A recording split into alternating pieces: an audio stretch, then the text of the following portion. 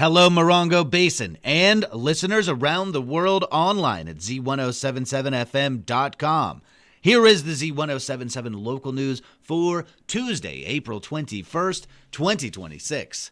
A man was arrested on suspicion of domestic violence and carjacking after allegedly hitting and choking a victim in the parking lot of a Yucca Valley business on Wednesday at approximately 1:15 p.m. San Bernardino County Sheriff's deputies responded to a situation in the Applebee's parking lot located in the 57,700 block of 29 Palms Highway in Yucca Valley. Deputies say that a bystander called law enforcement after witnessing a domestic disturbance involving Kessler Cosby, 23. The Sheriff's Department says that Cosby hit and choked the victim in the parking lot, after which he attempted to take the victim's vehicle. Deputies say that the victim did not receive treatment at the scene, and any further treatment is unknown. Deputies arrested Cosby at the scene. Kessler Cosby was arrested on suspicion of 2 counts of corporal injury on a spouse or cohabitant and 1 count of attempted carjacking. He is being held at the West Valley Detention Center on $50,000 bail. A convicted felon was allegedly found with 3 firearms and ammunition at a home in 29 Palms. On Thursday, San Bernardino County Sheriff's deputies and the San Bernardino County Probation Department conducted a probation check on an out-of-state parolee currently living in 29 Palms. They contacted Thomas Ray, 25, who was in a home in the 5400 block of Lupine Avenue in 29 Palms. Deputies say that Ray was found with 3 firearms and numerous rounds of ammunition. As a convicted felon, Ray is prohibited from possessing any weapon or ammunition. Thomas Ray was arrested on suspicion of being a felon in possession of weapons and ammunition. He is being held at the West Valley Detention Center without bail. The fire in the 52,000 block of Skyline Road in Yucca Valley is now 100% contained. The fire began on Sunday at around 2 p.m. 1 firefighter was injured. The cause of the fire continues to be investigated. California State Senator Rosalicia Ochoa-Bogue has announced a 3-bill legislative package aimed at what she says is an improvement to the implementation of the Western Joshua Tree Conservation Act. Here with a rundown of what's in the package is online news editor Robert Hayden. Senator Rosalicia Ochoa-Bogue announced a 3-bill legislative package aimed at what she says is an improvement to the implementation of the Western Joshua Tree Conservation Act. The package is composed of Senate Bill 1061, 1062, and 1063, all targeting updates to existing laws, permitting, and fee structures for homeowners and rural communities. State Bill 1061 refines the definition of a take to better reflect the biological reality of a stationary plant species. The bill clarifies that unintentional or accidental death of a Western Joshua tree is not considered a violation and exempts certain relocations within commonly owned parcels from permitting requirements. State Bill 1062 authorizes the California Department of Fish and Wildlife to establish project-specific permit conditions for public agencies undertaking projects related to life-sustaining services such as water, sewer, electricity, gas, and telecommunications. And State Bill 1063 creates an expedited permitting pathway for homeowners needing to install, maintain, or repair critical infrastructure.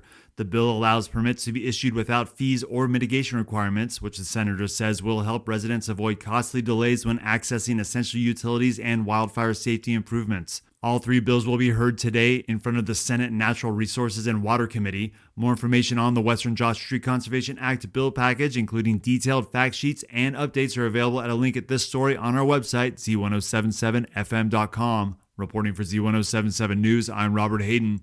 The Morongo Unified School District Board of Trustees will hold their regular meeting tonight at Joshua Tree Elementary School. This meeting has been rescheduled from earlier in the month. Reporter Gabriel Hart has highlights from the meeting's agenda. Assistant Superintendent of Human Resources Stacy Smalling will give updates on the enrollment committee, recruitment fair, along with a presentation on the Teach Morongo program. Assistant Superintendent of Secondary Education Amy Woods will give a presentation on MUSD receiving site designation to teach Cisco Networking Academy curriculum, where students will learn cybersecurity and information technology skills. The board is requested to approve 3 new certificated jobs for aspiring and new teacher development program specialists, a teacher development coach, and an expanded learning STEAM lab teacher. There will be a policy update to reflect a new court decision, Mahmood versus Taylor, which holds that the First Amendment prohibits a district from including LGBTQ+ storybooks as part of an elementary school instruction without providing parents and guardians notice and the ability to opt out students from that instructional content. Finally, the board will conduct a public hearing on interfund borrowing, a temporary transfer of cash between district funds to cover short-term cash flow shortages, often caused by timing differences in property tax and state funding receipts. Reporting for Z107.7 News, I'm Gabriel Hart. Thanks, Gabe. That meeting is happening tonight at Joshua Tree Elementary School at 6 p.m. You can find a link to attend online at this story at Z107.7fm.com. The 29 Palms Water District Board of Directors meets tomorrow afternoon to consider a contract for accounting consulting services. The board will also head into closed session to review the performance of General Manager Matthew Schrag. All that, along with updates on water quality, finances, and more. The 29 Palms Water District Board of Directors meets tomorrow at 4 p.m. at their office at 72401 Hatch Road in 29 Palms. The Animal Action League has released news about their recent cancellations of appointments. Online news editor Robert Hayden rejoins us with more. Last week on Tuesday, April 14th, the Animal Action League announced the cancellation of their spay and neuter appointments for the foreseeable future. According to an email sent by Directory Melody Farnick, that was due to their head veterinarian, Dr. Jeff Herman, being rushed to the emergency room with a brain bleed. After close monitoring and testing, he was discharged home on Friday, April 17th. Animal Action League says they don't have a firm reopening date yet. Dr. Herman is still experiencing severe headaches and dizziness, but they expect a complete recovery. Dr. Herman has been an integral part of the Animal Action League for over 18 years, and he's performed more than 90,000 spay and neuter surgeries throughout his career. In 2024, the Animal Action League launched a training program for newly graduated veterinarians in high-volume, high-quality spay and neuter surgery, or HVHQSN, with Dr. Herman serving as mentor and instructor. The work is critical in addressing pet overpopulation. Expanding the number of skilled HVHQSN veterinarians directly reduces the number of unwanted litters. At this time, the Animal Action League does not have another veterinarian available to step in immediately. They say they're actively exploring options as they continue to monitor Dr. Herman's recovery, and they appreciate the compassion, patience, and understanding shown by the community during this difficult time. If you'd like to send any well wishes, we'll have their P.O. Box addressed at this story on our website, Z107.7fm.com. Reporting for Z107.7 News, I'm Robert Hayden. Partners Against Violence is hosting an upcoming open house, inviting the community to learn about sexual violence and support those affected. Reporter Hillary Sloan has more. Partners Against Violence provides advocacy, crisis support, and education throughout the Morongo Basin, working closely with individuals and families impacted by violence.